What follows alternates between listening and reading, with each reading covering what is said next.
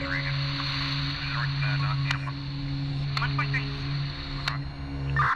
everybody, my name's Axel Villamil. We're back here on 24 Shades of Blue. I'm here with Zachary Firth. He is Detective Constable at Toronto Police Sex Crimes and Child Exploitation Section. Zach, how you doing? Good, Axel. How about you? I'm doing great. I am sad to hear that we're doing this digitally. We had a great phone call. I want to do this in person. You also look super, super amazing in your suit. But it's the pandemic.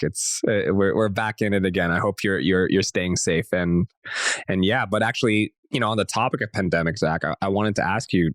You are part of the sex crimes and child exploitation section. Did you notice, any trends or levels changing because we're back at home? Kids are back on virtual classes. Like, have you seen anything in regards to that of back being in lockdown? I mean, it's hard right now because everybody's at home, including all the kids that would normally have their days in school, and different types of supervision, different access to electronics with everything being virtual right now too. So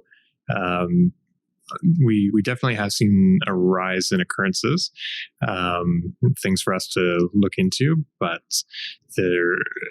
again, it's just, I think it's the change in technology and the access right now. I feel bad for these, for the kids, especially, the ones in high school and in elementary are just not getting that social interaction that, they probably need. And I just feel so bad, man. I'm here and I'm like, I lived my life having such a good time in those years, but you're back on the internet. But I feel like that's scary. I feel like, we were having a conversation internally with the team and we were all just going, I feel like we would crave more social interaction. So we're on different places in different rooms and maybe chat rooms or other places on the internet to gain that type of digital social interaction. Do you think that that's the case for a lot of the kids? Just want to know your opinion. Yeah, I think so. Like you said, it's the kids need that kind of social interaction, and when that's taken away from the daily routine of being in school and being with your peers and your friends, kids are looking for that type of interaction somewhere. And the most accessible right now is online. And through the schools, we're learning about different platforms that kids are using for school, but they're also venturing into other platforms that are going to be a bit more dangerous for them and are frequented by more people that could be harmful to them as opposed to actual peers. A lot of these types of interactions are, relationships that are built online without ever actually knowing somebody in person or meeting somebody in person. And it might not be the person you think it is that you're talking to on the other side of the screen. Yeah, absolutely. I mean, I used to do that way back. I don't know if you remember this, like Habbo Hotel days, just making relationships on there and, people steal all my furniture. But, I kind of want to switch roles here, which are, what are the main messages you'd want to get across to parents on how to take preventative measures or how to communicate with their kids about this? Like, if this was broadcasted everywhere, what is that main message you want to say? Well, I think you hit the nail on the head with that. Like the main thing is communication. We can't be watching our children 24 hours a day. It's just not going to happen. Try as we might, sometimes the best measures we put in place to supervise and regulate access to electronics or the internet might fall short sometimes. And that's not always a slight to parents that are in that situation. It's going to happen sometimes. So keeping communication open, making sure that if a child runs into something bad online or a bad person or a bad situation, that they can feel comfortable enough to come forward to their parents and let them know before it escalates. A lot of times when we get involved, it's at a point where things have escalated so much to such a bad position for the kids that are involved that they're left in a position where they have no other choice. Whereas it's better, obviously, if they have that sense of trust and communication with their parents, where they can go to their parents and say, hey, this guy said this to me online and I'm not comfortable with it, as opposed to days or weeks or months later, coming forward saying over the last year, these are all the things that this person made me do online. Absolutely. I think you don't realize that as a kid as well. I remember, again, I was in IMVU way back when too. And, I would be talking to people about anything, right? But again, why does it feel more personal? It's because, maybe there's an avatar connected to it. It's easy to get along, especially if you don't have the ability to go out, just like in these difficult times.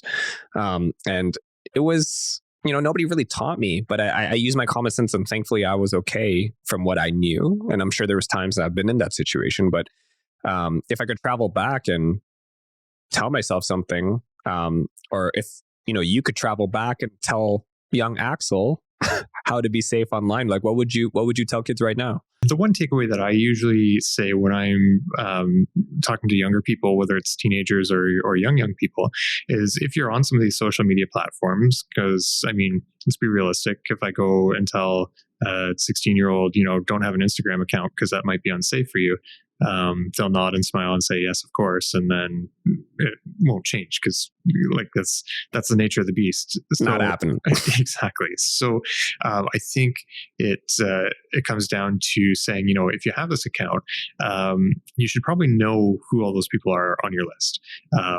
They should be people that you've met in person, that you know in person, and it's difficult. With the pandemic, that's a whole other issue. But in general, a lot of people are a lot more comfortable talking to people with that little extra degree of anonymity, where, we're friends on Instagram or on TikTok or wherever, and, he or she doesn't know who I am in person at this point. So I can be more honest with them than I can be with anybody else. And I think, I know that predators do exploit that, and they're going to use that avenue to be able to get to the end goal, whatever it may be for that person. So it's really important that you do actually know the people that are on your list and that you communicate with. And if things start feeling off or not quite right or uncomfortable, it's time to shut down communication. And if it gets to a point where it's uncomfortable to a really, really high degree, tell somebody about it. But before it gets to anywhere where they're talking about, exchanging pictures or meeting in person or that type of thing, start blocking people, start deleting them, stop communication. If people are on the internet, they can't come and control you in person. And there's a really important understanding that despite the manipulation, despite the psychological games that are being played and how somebody might make you feel online, you don't have to give into something that you're pressured to do. It's no different than in person. You don't have to do anything that you're not comfortable doing, and that you're not okay with doing. And it's that much riskier when you don't know who the person is on the other side of that computer screen. Absolutely. And I think this next question is actually for everybody, because I think as the internet changes and all these platforms evolve, it kind of goes back to square one, even as adults, going in the metaverse and doing other things that are just opening up. I would love your thoughts and your opinion on how to tell what a fake account looks like. Maybe it's an Instagram account. What's a sure sign there that we can educate the public here?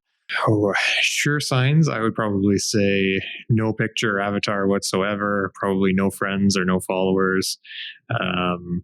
Maybe hasn't been around very long. So if it's one of the apps where it tracks how long you've been on it, if somebody's been on there for one day, which is the same day you started talking to them on an Instagram account, which is the same day you talk to them on a Snapchat account, and they're all created the same day, probably not a real person, or at least probably not the kind of person you want to be talking to.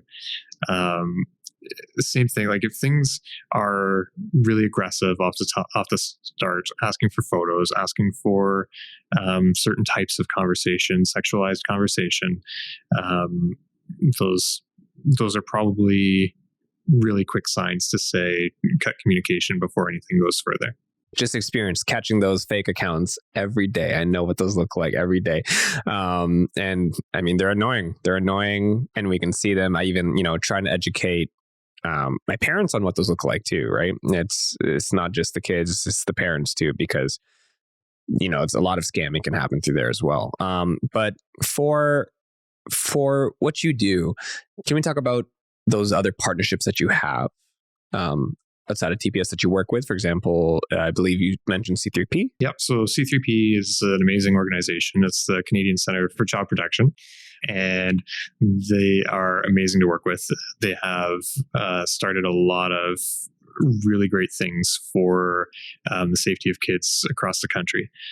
They are based in Canada out of Winnipeg, and they do a lot of things. But the one thing that I plug all the time, and I bring this up in most of my cases where it involves generally teenagers, where there might be photos exchanged or videos exchanged.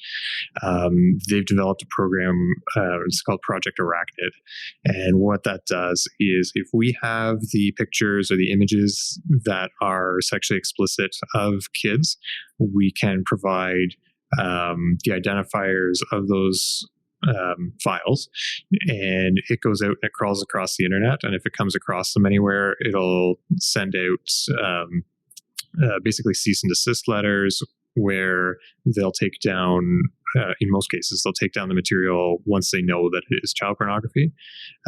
And so that in itself is an amazing thing. And when we talk to kids, like, a lot of times, if we have this type of thing and they're not really wanting to talk about it, because it can be, kids can feel like they're in an embarrassing situation, or they'll be ashamed of what's happened, or they just want it to go away. And we're not here to judge what's happened and what's gone on. We're in this unit for a reason, and this is part of it. And when you're in those types of situations, there's one person to blame, and it's not the one that's sending the pictures that are being requested. Or, I use the term requested, but usually pretty forcefully coerced. And that's the person that's responsible for it. So when kids want this stuff to just go away and not be involved in the system and not talk to police, and just, realistically go and hide their head and just wait for it to blow over. Stuff like Project Arachnid, I bring up in every one of those cases, because the feeling of knowing that your pictures could be out on the internet is the one that a lot of people struggle with. And, we can prosecute people every day all over the world, but that doesn't change whether or not somebody's pictures are out on the internet. So if we can get involved quickly, and C3P can get involved quickly with Project Arachnid, we do have a little bit of a chance of trying to put a bit of a net over some of these things before they might go a bit further. And that might be because of anything along the lines of some of these incidents where images or videos spread across a school, for example, and that type of thing, where we know the platform that's being shared with, so it can really help quell that before it gets out and turns into a much worse situation, at least in the eyes of the victims. Yeah, absolutely. I mean, just thinking from a high level point of view of Project Arachnid, I mean, that sounds like such a powerful tool that I'm glad we have on the good side, of things, because like you said, it's at least somewhat of a net to make sure things go further. And you're right, it is the peace of mind. Let's think about it for real. Like, our social media is just a reflection of it's just this reflection of ourselves online, right? It's a clone, it's a curated section, but we put our time and our care into it, especially, those that are more involved. So I can only imagine, what a victim feels like when they are, trying to speak to you. It must be uncomfortable, but like you said, again, it's just your job. We're here to just figure out the problem and figure out the person. It's not their fault. And I'm just blown by how powerful Project Arachnid must be, just scraping. So I'm glad, C3P has that and you get to use it. I'd also like to talk about Boost as well. You mentioned that before too. The list is never ending of partnerships that we use in our office, but Boost is another fantastic one. Personally, I can say I refer as many people there as I can who might need some help with processing anything they might be involved in. So if we're talking about the same type of scenario, there's a lot of pieces to solving that problem. And we as the police, we're not the be all and end all solution to these things. So if things are reported to us, if there's criminal offenses, yes, we'll investigate them. Yes, we'll talk to people and we'll interview people and we'll give safety tips and that type of thing. And we'll go out and get the bad guy and go through that process. But that only solves the problem of making somebody accountable in the eyes of the law. There's also the more important part of this, which is making sure that the victims are safe. So once we get to that point, Boost is fantastic at taking on that role. There is a specific sub-portion of Boost that deals specifically with internet child exploitation type offenses, and they are fantastic at getting referrals to victims, to get them into counseling, to help with funding, to help with internet safety planning, to talk to parents about the internet and risks that are there and that type of thing. They can help us out in terms of court preparation and be supports for some of these victims. If it does get to a point of court, they'll come and sit in trials, whether it be with the victim witness workers as well, or on their own, depending on the circumstances. We use them constantly to try to make sure that the victims of these offenses are cared for and do feel like they're supported through this whole process.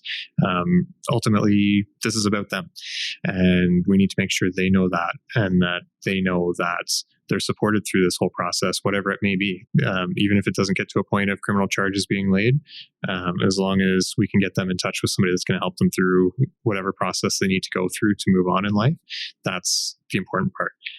So Boost plays a very, very significant role in that, and they're doing a wonderful job at it. That's amazing. I think it's so important to have that, I guess, support system after the fact. And let's be real. As much as there's the horrible things that happen, that can happen over the internet is a great place for people to connect and communicate, just like we are right now during a pandemic. And I think it's the reason why that you exist and your team exists, that we can feel safe on this platform, especially our children.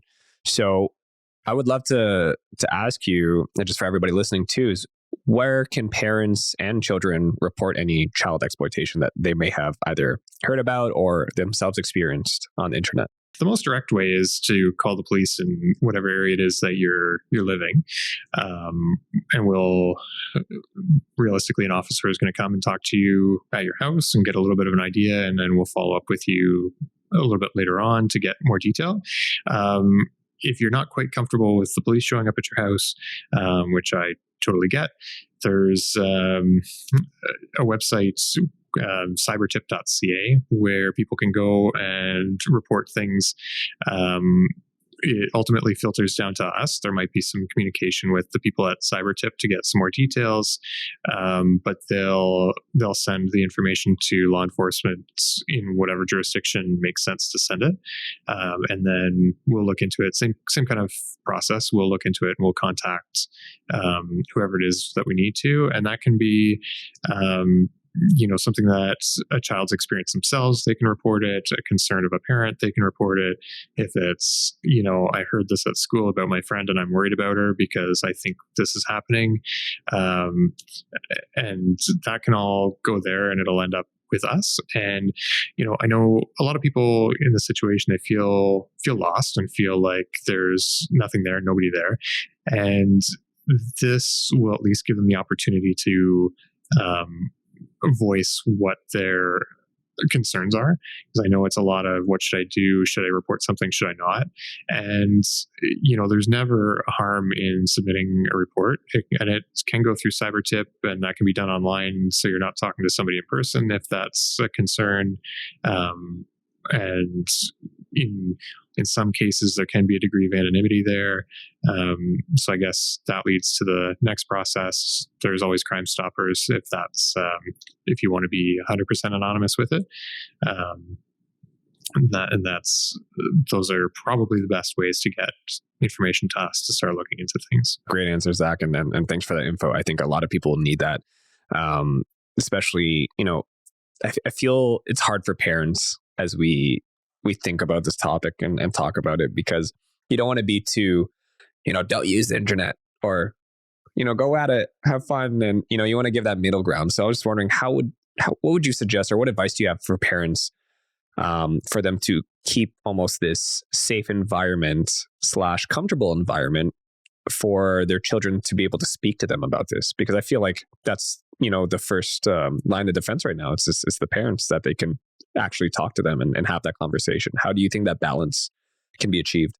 I think it's a hard balance, because there is that need, and especially depending on ages, for a degree of privacy and for a degree of responsibility.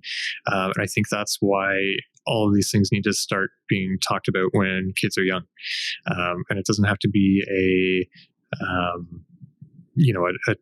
horrifying, terrifying type approach of, everybody online is going to come and try to sexually exploit you online, or meet you and take you away, or any of those kinds of things. The reality is it happens. Otherwise, my job wouldn't exist. But the communication has to start young, and it has to be about being careful and taking steps. And it's the same kind of conversation that we would have had years ago, saying, be careful around strangers. There has to still be that middle ground, because it can't be a don't talk to strangers, because, I'm a stranger. Even if I'm in a uniform walking up to a kid, they've never met me before, I'm still a stranger. And so there needs to be that middle ground. It's, you go on websites A, B, and C, but stay away from these ones. Or, you have this certain amount of time in a day, and then devices come back to this area. And anytime you're online, you're in the living room where, where we are, or you're in a common area. One of the three main things that we generally tell parents: no phones in the bedroom, no phones in the bathroom, and make sure that when the internet's being used or devices are being used, it's in a common area. It doesn't mean you have to be standing over their shoulder the whole time while they're talking, or while they're watching YouTube videos or whatever it might be, but certainly close enough where if there's an issue, you can intervene quickly enough. Depending on the age, being alone with a device is probably one of the worst things. Just it's easy to be manipulated at a younger age, and a quick trip into the bathroom with your phone can mean pictures that go out there that might not come back. So I think that's very important to keep in mind.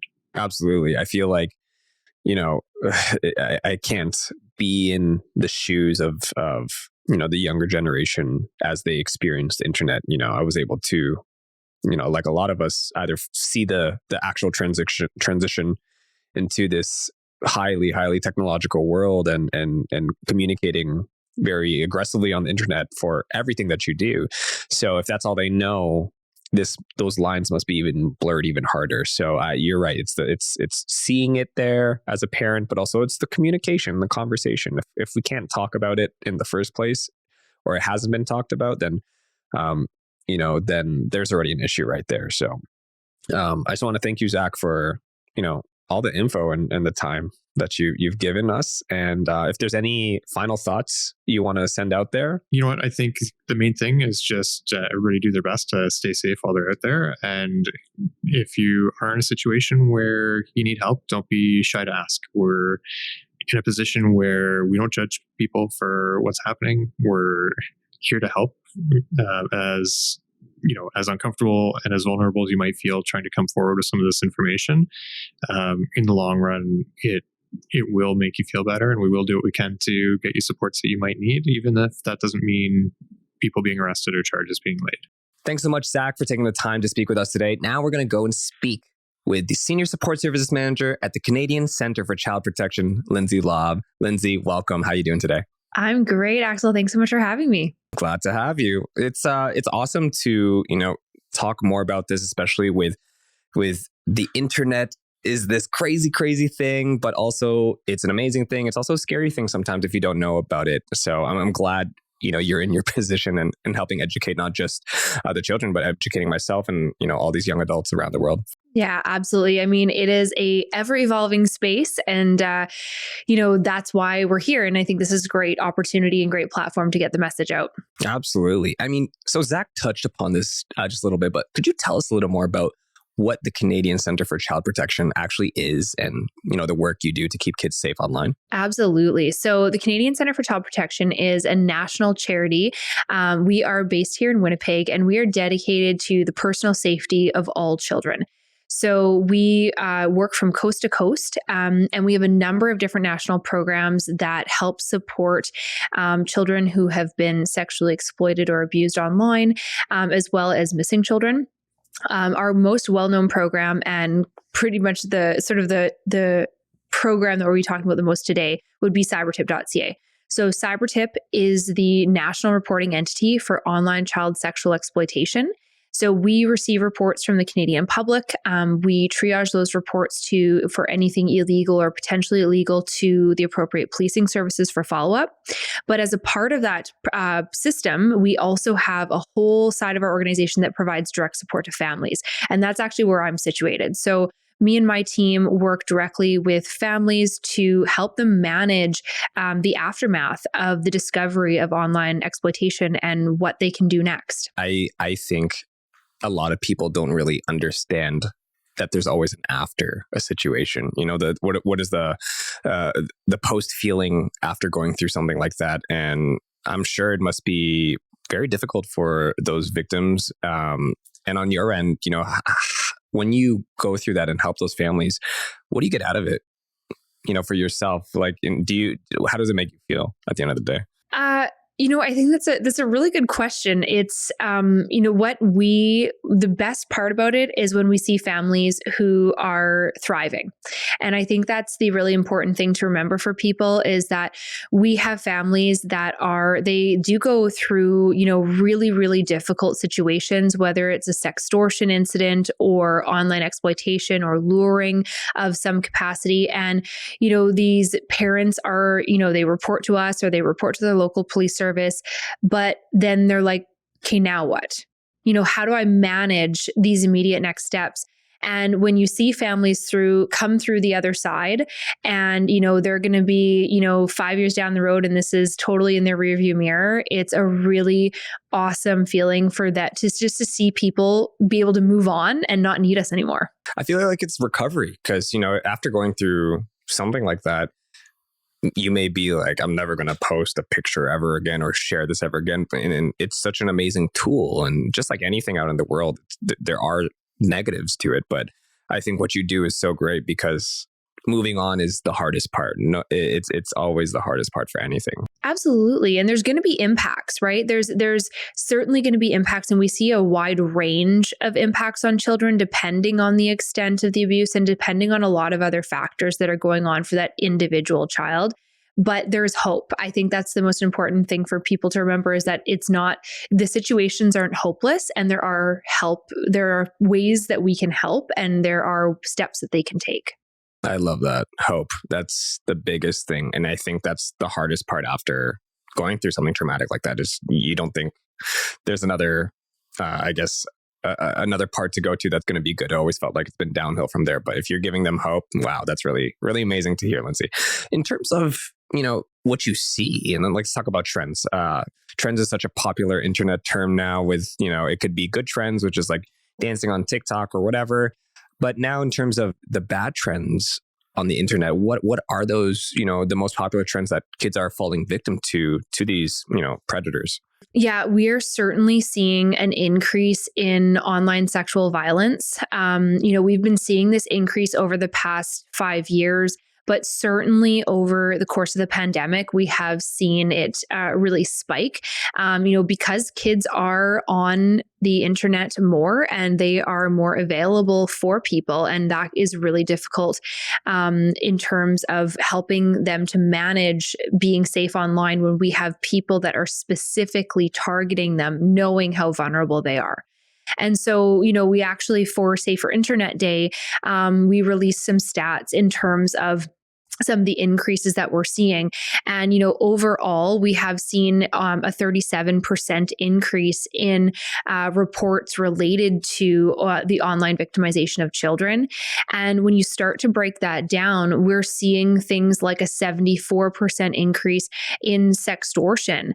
And that's been a really big one that we've been managing over the last couple of years that affects not only children, but is also affecting young adults as well. Can you expand on sextortion? Yeah, for sure. So sextortion, like simply put, it is exactly what it sounds like. It's extortion for the purposes of sexual imagery. So what we're typically seeing is we're seeing young people, so youth and young adults, be targeted on popular social media apps. So this could be on Instagram, on Snapchat, it can be on dating apps.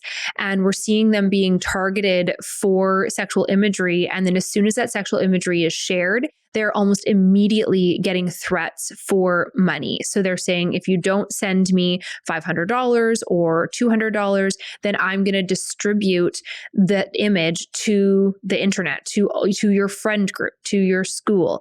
And what's really petrifying for people is that the tactics that these individuals are utilizing are becoming increasingly more aggressive. So they will, for example, use coercion tactics like screenshotting their friend list and saying, I have your friend list, I can send it to everybody you know. Or they'll send them a Google Maps of where their house is and say, I know where you live, I can get to you. So, and what we have here ultimately is, in many cases, is we have young people who are really no match for the adults that are targeting them, and they're unable to figure out how to get themselves out of the situation. And most kids are not telling anybody. And that's a really hard part and a really devastating part to know, is that so many kids are managing this on their own. Oh yeah. Well, it's just thinking about it, because I had the ability to be also in the library, but also Google is my library now, at the same time. So we experience kind of both. And I think when it comes to looking at your device or your Instagram profile, Facebook, TikTok, whatever you want, is a reflection of yourself. So it's actually so scary to vulnerably tell your parents that, and I understand from what a kid is going through, or a young adult, because sextortion is very real. You see it a lot more in the media now, in terms of actual TV shows that are talking about it. And, there have been backlash and some people going, oh, that's not a real thing. I'm like, oh, it's absolutely a real thing. It's absolutely a real thing. It's a confine and trust, right? I'm sending maybe, a picture of myself to an individual, and now that's being used. And like you said, so it's scary out there, but I think I want to start to move towards, what can we do? What are some safety strategies that you can recommend for kids and parents to look out? Yeah, absolutely. And I think, you touched on a really important point there, is that, one of the things we often say is these kids that we're hearing from, they are experts at technology, but they are novices at relationships. And, that's kind of how, we have some of these young people, these are their first experiences in terms of a relationship, and to have somebody misuse your trust in that way is really shaking. It shakes them to their core, and it's really difficult. But you are right. There are steps that parents can take, and that youth can take to sort of walk through. How do you manage these situations, or how do you potentially prevent these situations? So, for parents, one of the biggest things we encourage is to have the conversations. And, I know that sounds really arbitrary. It sounds like, okay, well, of course I'm going to talk to my kid about this. Or, isn't there something more of like an easy button, like click, done. But ultimately it comes down to helping kids to understand, that there is no easy button. This is about relationships, and that is both online and offline. So I think that's one of the things for parents to understand as well, is that when we're talking about the sexual violence that youth are experiencing online, it's really no different than what could be happening offline. So, we would be horrified if somebody walked up to a 13-year-old in the mall and, dropped their pants. But the same thing is happening to young people online.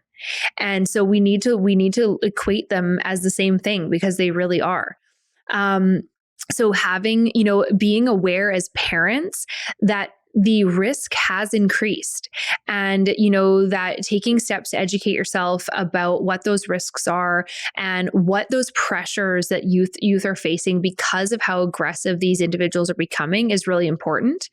And then having those regular conversations with young people and listening to them and staying sort of tuned in to what they're experiencing online and what they're facing online is very important. The other thing too is staying really curious and engaged in terms of what they're doing on social media. So, what kind of pressures they're facing, what they're seeing online, stay curious and stay connected, and then help your young person know what would they do? So you can do what if scenarios. So, if somebody approached you and said this, what would you think you would do?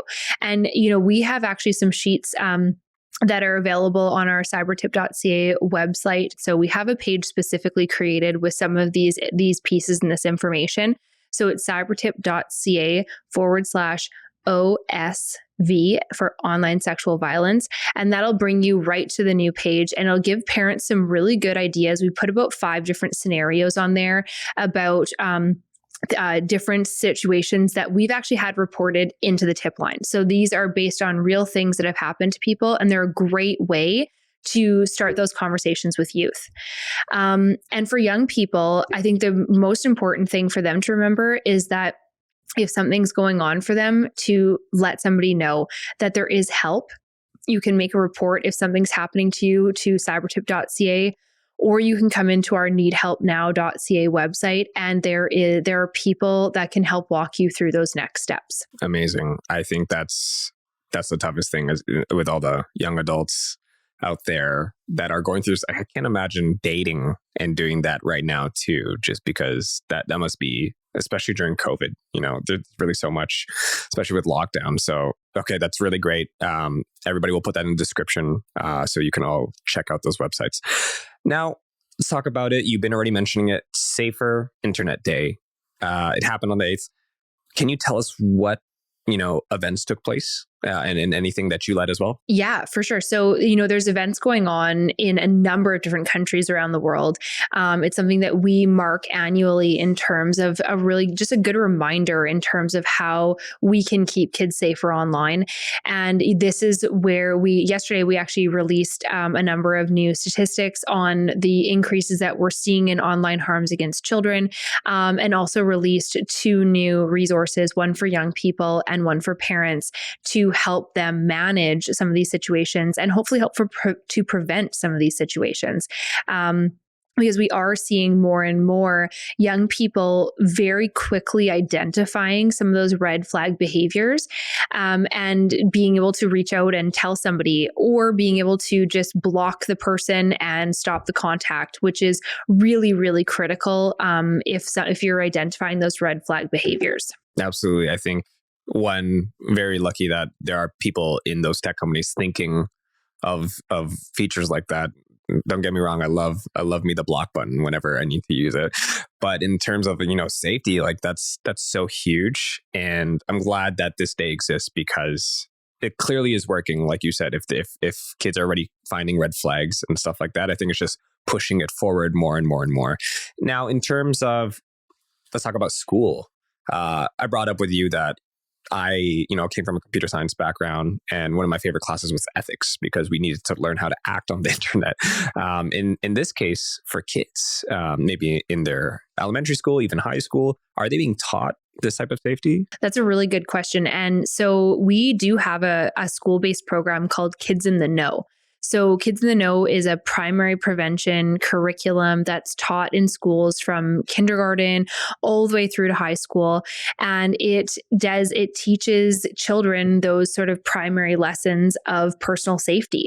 So it really focuses on the areas of healthy personal boundaries, of healthy friendships and relationships, and building their safety confidence to help them to identify red flags and know where to go to get help. Ontario has been really, really supportive of this program over the years. We've worked really closely with the Ontario Provincial Strategy for online child exploitation. So that is run by the Ontario government, and it is facilitated by the Ontario Provincial Police, who have supported our ability to get that program into schools at no cost for the school boards over the past number of years. And then recently, we've actually also worked very closely with the Ontario College of Teachers to mandate our Commit to Kids training for teachers across the province as well. So there's certainly the education is increasing for kids in schools, which is great, because school is a safe place for children, and it's the area that they learn so many of these lessons, and also the spot where many of their safe adults exist. Being able to talk to a teacher or talk to a guidance counselor is really, really important. Absolutely. I'm glad that's being taught, because I definitely didn't have that in my school. When did this actually all start? Because the reason why, I asked this too is like, there's things like, the metaverse expanding and things like that. And that's a whole different, ballpark of even, it's not just, I guess, the space itself being safe from a text and audio point of view, but it's more from a literally somebody is in my space and can come up to me. And even though, yes, it is digital, I'm still going to feel some type of way when they're invading my personal space. I think that's such a good point. And we actually, it's ever evolving. Like that's one of the big things about the internet, and about, now when you get into things like the metaverse, it is evolving so quickly, and the internet has not been built as a space that prioritizes children's safety. And I think that's something that we are really advocating for changing, and really starting to call out industry and make industry very aware of the concerns that they should be taking into account when it comes to children utilizing their systems and their platforms. Just to go back to answer your question, I don't know the exact date that Kids in the Know launched, but it's been in operation since the early 2000s. And again, many school boards across Ontario utilize it within their schools. And any teachers out there that are interested in learning more about Kids in the Know, you can certainly come into our organization. We'd be happy to have those conversations. It's crazy because I bought an Oculus, and one of the stats I saw was in Canada, I believe, it might be even the US and Canada together, that it was the most purchased item over Christmas/Boxing Day. And the amount of, young adults and kids that are in there, it's quite substantial. And one of the apps, there are some apps where your avatar has no space proximity. So somebody can just, run up to you. But there are some that have thought about it, which is, as you're saying, you're trying to reach out to those bigger tech giants to go, hey, you need to think about kids where there's a proximity, like they can't go up right to your face type of thing. So you have a space thing. So there is some, innovation there. But I think, like you said, everybody needs to be on board. Everybody needs to start thinking about how are children, being thought of in these spaces. So yeah. And, when you look at that, it's interesting because there are, no matter what platform they're utilizing, no platform is foolproof. And I think that's one of the things that, even when you look at games that are meant for children, we have a lot of people that are utilizing or misusing those platforms to access children. And so it's not a matter of, this platform is safe or that platform is more safe or less safe. It's all platforms have a risk. And it's about having the conversations about how those risks are potentially accessed, or how those risks are potentially impacting your children. Exactly. Now, just to wrap it up here, we really landed on a great word in the beginning of the show, was the idea of hope after the fact, after somebody goes through such a traumatic experience. What are those programs that you could recommend that, are going to give them that hope, who may be struggling with their mental health, whether you and your team are directly in contact with them, or they're just listening to the podcast right now, what are some things they could do? Yeah, absolutely. So, if you need help, if something has happened to you, you can certainly come in to cybertip.ca and learn more about how we can help you. You can also access our needhelpnow.ca website, which is a website that was specifically created for young people who have experienced this non-consensual sharing of an image. So it's a great resource. In Ontario too, if you are a young person that has been sexually victimized online, there is counseling available to you at no cost. It's facilitated through an organization called Boost in Toronto, and the Boost Child Advocacy Center is makes it very, very non-threatening and very simple to access funding for therapy or counseling if you've been sexually victimized online as a young person. And you can go directly into them and self-refer. And they are a wonderful, wonderful organization to connect with. And then from there, it's difficult to say only because the way we approach our support to families is so unique. And so we always want to make sure that, we're not brushing with broad strokes and that we're really listening to what families need from us and helping them to navigate the systems that are going to work for them.